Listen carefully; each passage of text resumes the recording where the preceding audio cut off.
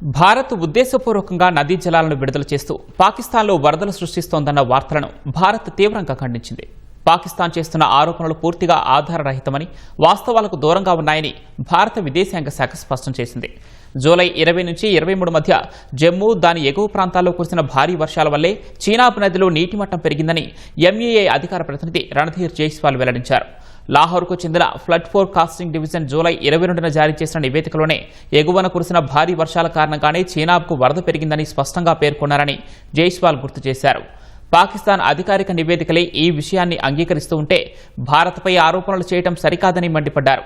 ఇక వరద హెచ్చరికలను భారత్ నిలిపివేసిందనే వ్యాఖ్యలను ఆయన తోసిపుచ్చారు. ప్రస్తుతం నదిలోని నీటి ప్రవాహం సాధారణ వర్షాకాల స్థాయిలోనే ఉందని, హెచ్చరికలు జారీ చేసేంత తీవ్ర స్థాయికి చేరలేదని స్పష్టం చేశారు. అయినప్పటికీ గత ఏడాది తరహాలోనే మానవతా దృక్పథంతో పరిస్థితిని బట్టి దౌత్య మార్గాల ద్వారా పాకిస్తాన్కు అవసరమైన వరద సమాచారాన్ని పంచుకుంటామని భారత విదేశాంగ శాఖ స్పష్టం చేసింది.